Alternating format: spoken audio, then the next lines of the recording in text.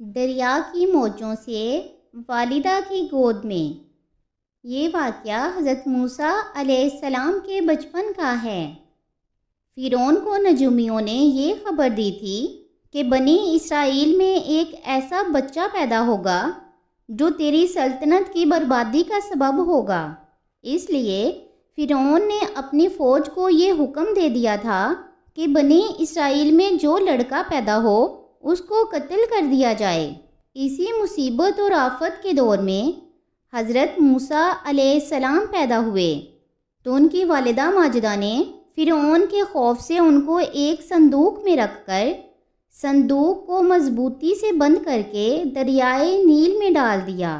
دریا سے نکل کر ایک نہر فرعون کے محل کے نیچے بہتی تھی۔ یہ صندوق دریائے نیل سے بہتے ہوئے نہر میں چلا گیا۔ اتفاق سے فرعون اور اس کی بیوی آسیہ دونوں محل میں بیٹھے ہوئے نہر کا نظارہ کر رہے تھے۔ جب ان دونوں نے صندوق کو دیکھا تو خادموں کو حکم دیا کہ اس صندوق کو نکال کر محل میں لاؤ۔ جب صندوق کھولا گیا تو اس میں سے ایک نہایت خوبصورت بچہ نکلا جس کے چہرہ پر حسن و جمال کے ساتھ ساتھ انوار نبوت کی تجلیاں چمک رہی تھیں۔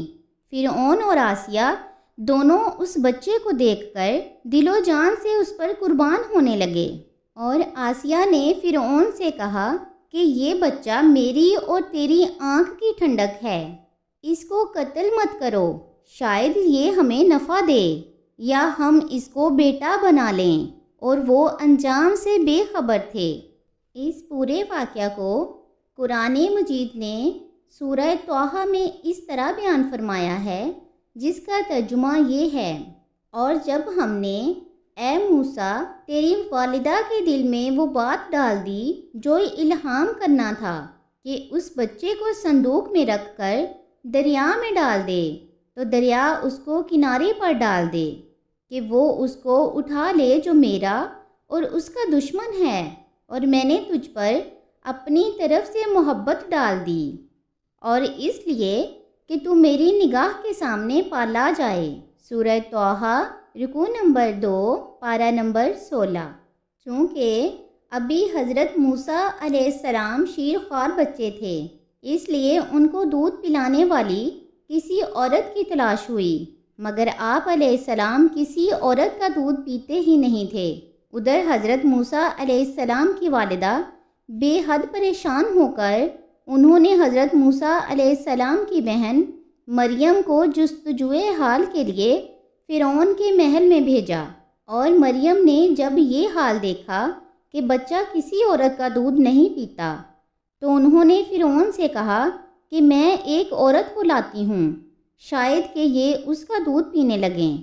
چنانچہ مریم حضرت موسیٰ علیہ السلام کی والدہ کو فرعون کے محل میں لے کر گئیں، اور جیسے ہی انہوں نے دودھ پلایا تو آپ علیہ السلام دودھ پینے لگے۔ اس واقعہ کا تذکرہ قرآن مجید کی سورہ قصص میں اس طرح بیان کیا گیا ہے۔ ترجمہ: اور صبح کو موسیٰ کی والدہ کا دل بے صبر ہو گیا، یقیناً قریب تھا کہ وہ اس کا حال کھول دیتیں اگر ہم اس کے دل پر ڈھارس نہ بندھا دیتے۔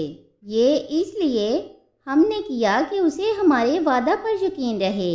اور موسیٰ کی والدہ نے ان کی بہن سے کہا کہ اس کے پیچھے تو چلی جا، تو وہ اسے دور سے دیکھتی رہیں، اور ان لوگوں کو اس کی خبر نہ تھی، اور ہم نے سب دائیاں اس پر حرام کر دی تھیں۔ تو حضرت موسیٰ علیہ السلام کی بہن بولی کہ کیا میں تمہیں ایسے گھر والے کو بتا دوں کہ تمہارے لیے اس بچے کو پال دیں، اور وہ اس کے خیر خواہ ہیں؟ تو ہم نے اسے ان کی والدہ کی طرف لوٹا دیا کہ والدہ کی آنکھ ٹھنڈی ہو اور وہ غمگین نہ ہوں، اور وہ جان لے کہ اللہ کا وعدہ سچا ہے، لیکن اکثر لوگ اس کو نہیں جانتے۔ سورہ قصص پارہ نمبر 20 رکوع نمبر 1۔ حضرت موسیٰ علیہ السلام کی والدہ کا نام۔ حضرت موسیٰ علیہ السلام کی والدہ کا نام یوحانس اور باپ کا نام عمران ہے، اور حضرت موسیٰ علیہ السلام کی بہن کا نام مریم ہے۔ مگر یہ ذہن میں رکھنا چاہیے کہ یہ وہ مریم نہیں ہے جو حضرت عیسیٰ علیہ السلام کی والدہ ہیں۔ حضرت عیسیٰ علیہ السلام کی والدہ، ان کا نام بھی مریم تھا، لیکن حضرت عیسیٰ علیہ السلام کی والدہ مریم اور حضرت موسیٰ علیہ السلام کی بہن سے سینکڑوں برس بعد ہوئی ہیں۔